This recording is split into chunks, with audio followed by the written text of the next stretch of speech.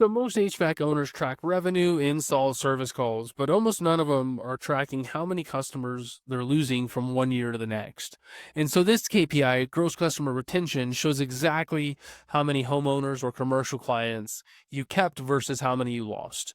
So once you see this, you can start to realize that customer churn is often a hidden leak in your growth. So what we're going to do is we have a data set here, pretty basic data set. The way that I built this, I have several HVAC clients, and so I built it a little bit differently than what you might have. But what you might have is just a customer list. And so, in other words, you might have a customer in more than one row, just like this data set is.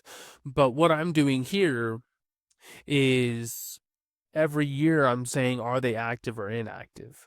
But what you might have is just for every for every deal you did, right? So if you have a customer here for 23 and then another customer, the same customer for 25, and they're both deals, you don't have to add the active or inactive column.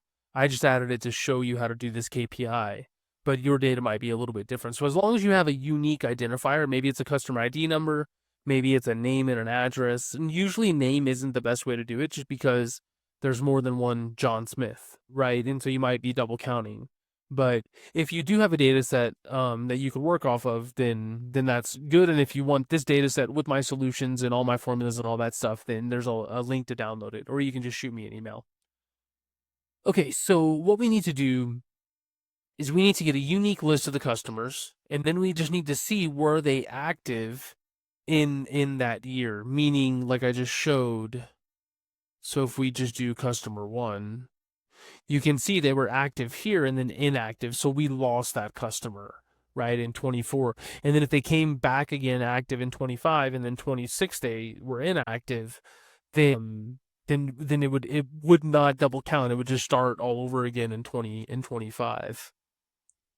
And so let's get started. Let me show you how to do this. So the first thing is let's get a unique list of the customers. So equals unique of this customer ID column. And I'm going to sort this just so it could be numerical. And so you can see here. Okay, so the next thing I want, and you can just copy and paste, you can just type 23, 24, 25, 26, but I want to show you this formula. So let's do the unique again of the service year, right? And then from here, let's transpose it because I want to show you the transpose function. So what this is going to do is it's going to put it across the top, which is what we want. Like say you have a lot more data, and you don't want to type it, then you could do it that way. The transpose function, it's actually quite useful. Okay, so now what we want to do is we just want to count again. Customer one, are they in the customer column? In 2023, were they active? Were they active in 24 and 25? So we're going to do the count if s. So that's going to count how many rows customers number one, the year is 23, and column P is active.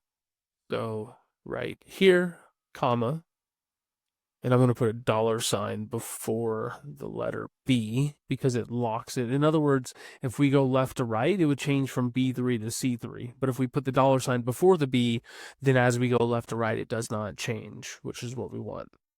Comma, and then we can do service year, comma, and then here, and then I'm going to put a $sign in the middle before the row and after the column, so before the number. And this way, as we go down, it does not change, but as we go left to right, it does change. And then finally, I'm going to click here, comma, and then type in the word active with quotations. And you can see just like that, I'm going to copy and paste, don't drag it, because the table, you can see customer ID,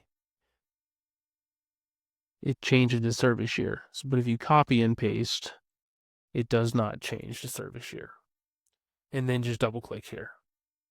And so now you can see this customer started in 23 but left. This customer started in 24 but left. This customer started in 24 but also came back in 25 and 26, right? And so that's sort of what we're wanting. And I want to do it this way just because it's going to show you like how you can model this out, because it's not so straightforward if you're trying to do it from a single sheet with just trying to do like one formula or something.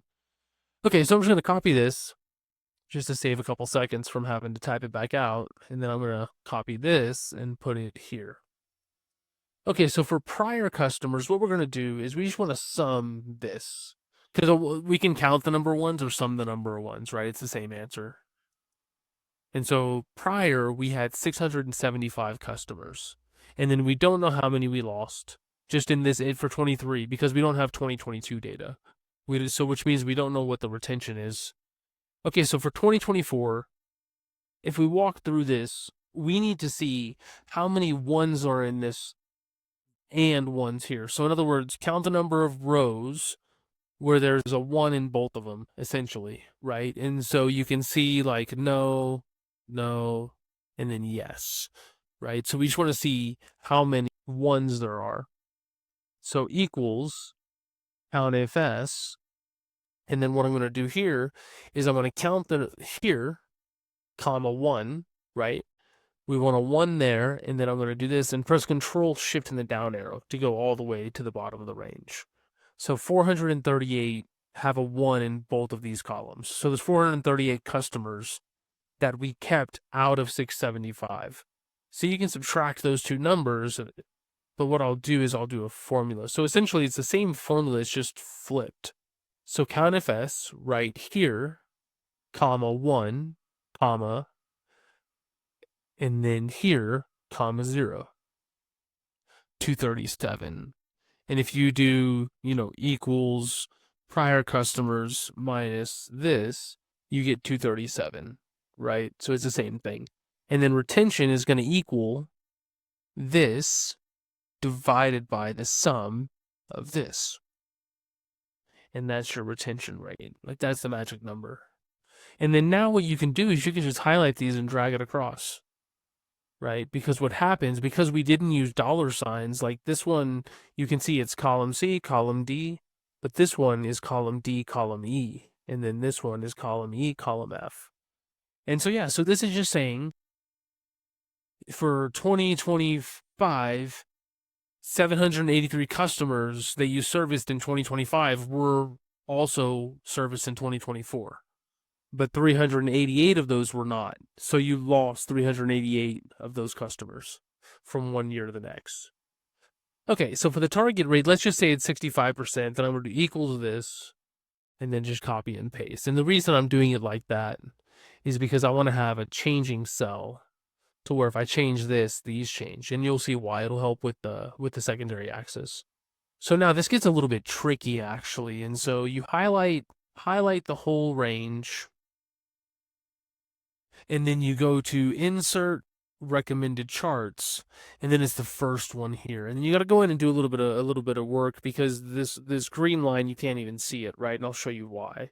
So click OK, and then just click on the chart. You can right click, change chart type, or you can just go up here and change chart type. It's the same thing. And then we want to go to a combo chart. Like it already knows what we want to do. You want to go to a combo chart, and then here you want the prior and the lost to be stacked like this, because then you can see how many you lost.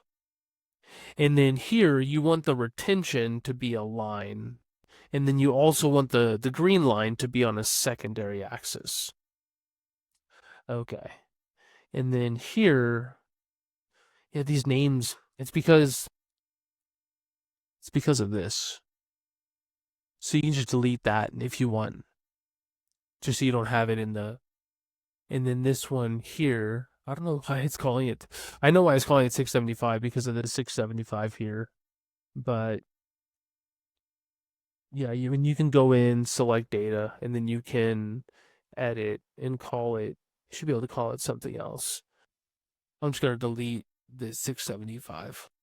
Okay, so here, what you can see is you can see how many were prior customers and how many you lost for each column here, each stack column. And then the green line is your retention rate, which is good, right? That's what you want.